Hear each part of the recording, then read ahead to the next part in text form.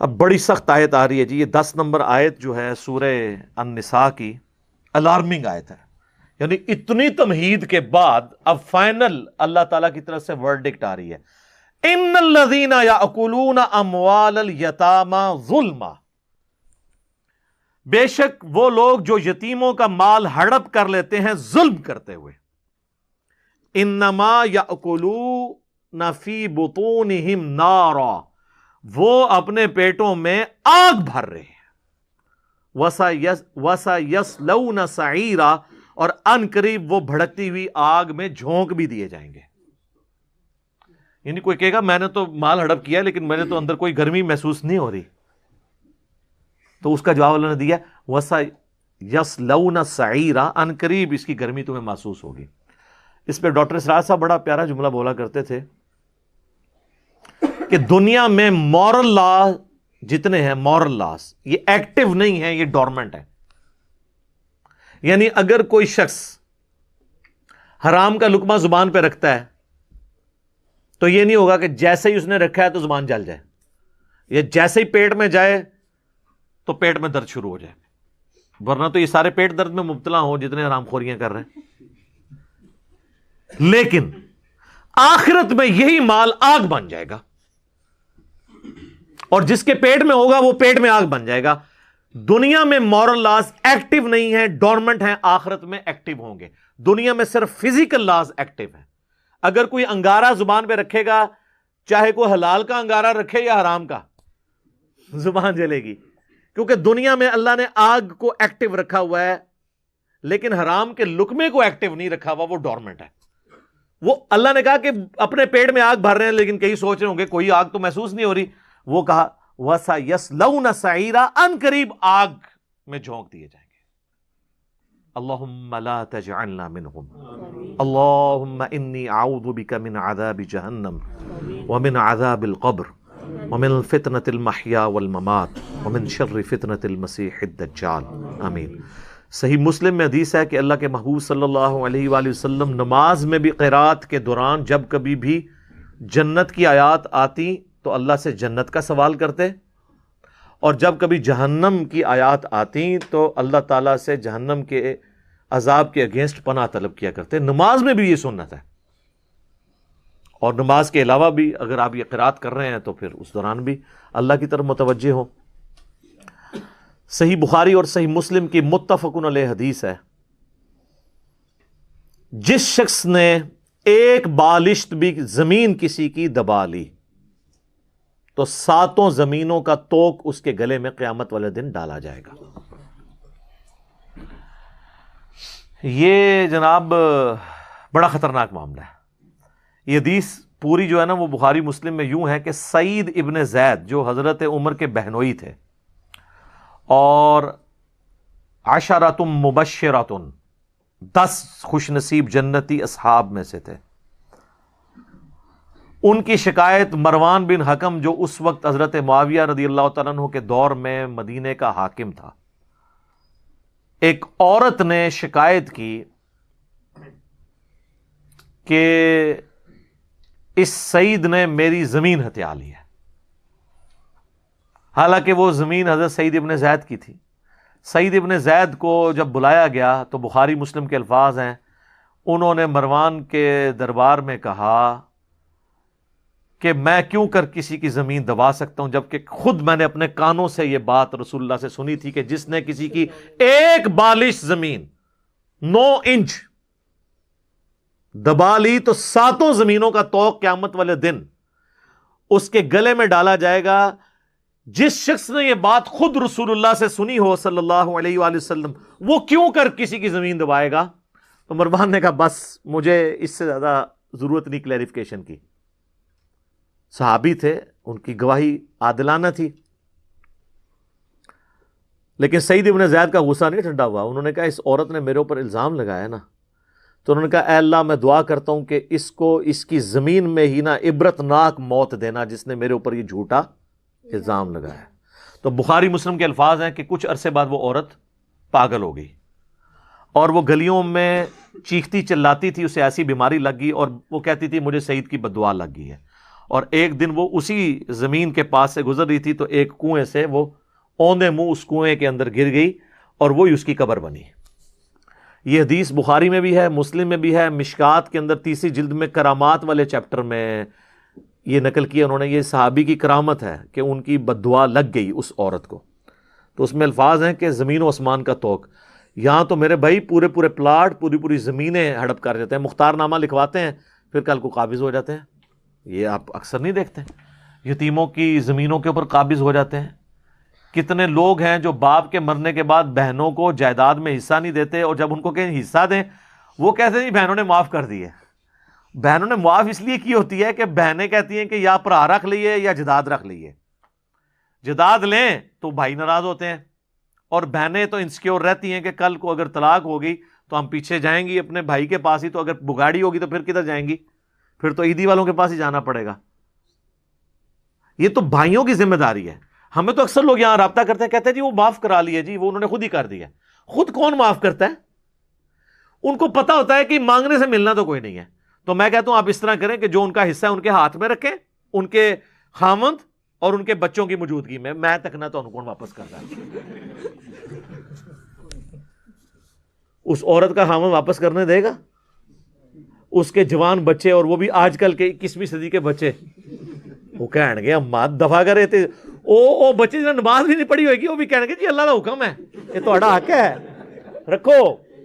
ہاں جی، کیونکہ امت کا فتنہ جو ہے مال. جامع ترمذی میں حدیث ہے ہر امت کا کوئی نہ کوئی فتنہ ہے، میری امت کا فتنہ مال ہے.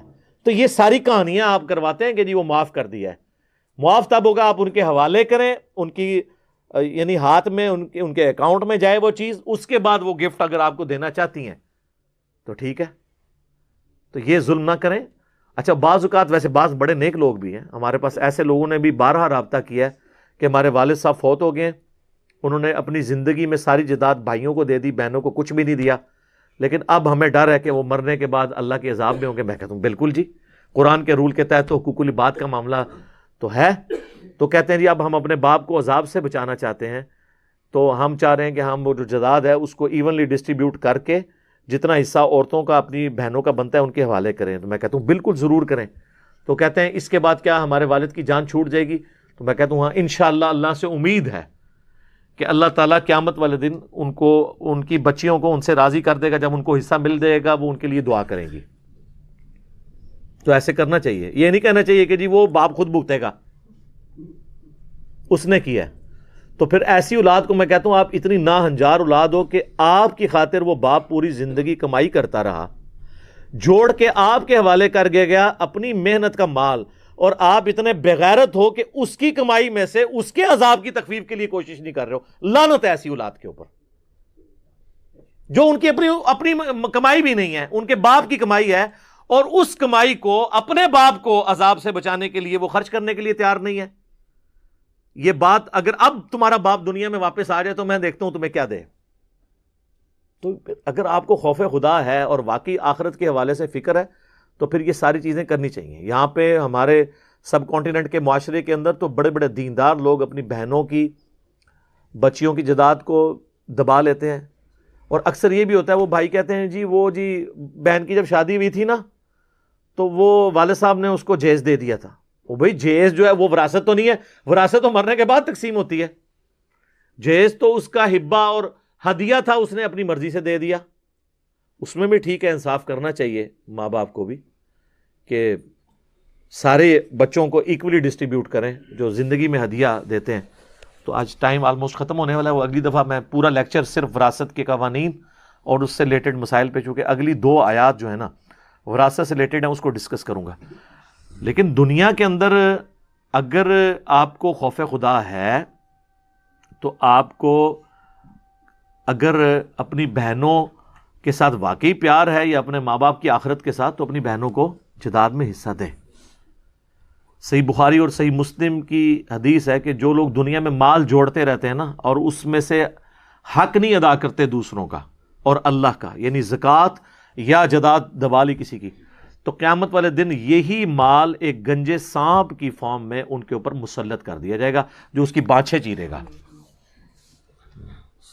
اور سورہ توبہ کے اندر تو اس سے بھی سخت الفاظ آئے ہیں، کہ اللہ تعالیٰ فرماتا ہے ہم یہ جو سونا اور چاندی یہ لوگ جوڑ رہے ہیں نا، اسی سونے اور چاندی کو پگھلائیں گے، ان کے ماتھے، ان کی پیٹھیں اور پہلو ہم گرم کر کے داغیں گے۔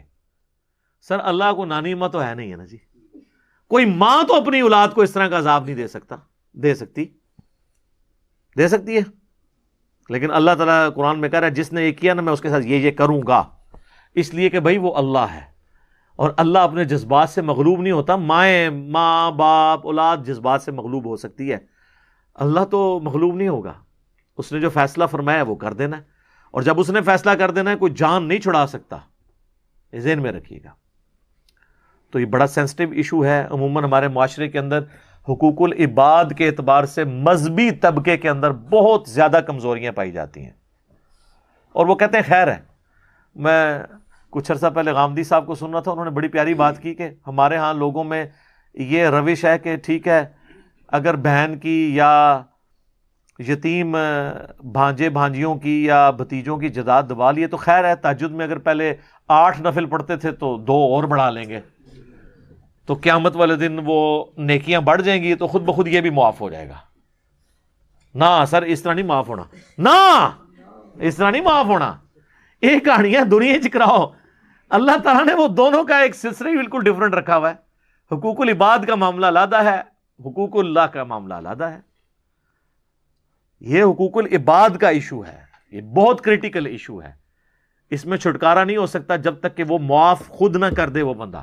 تو مجھے بتائیں آخرت میں کون معاف کرنے کے لیے تیار ہوگا؟ جہاں لوگ ایک ایک نیکی کے پیچھے جھگڑ رہے ہوں گے، وہاں پہ کوئی معاف کرے گا؟ تو وہاں تو پھر پلے کوئی شے رہنی نہیں ہے۔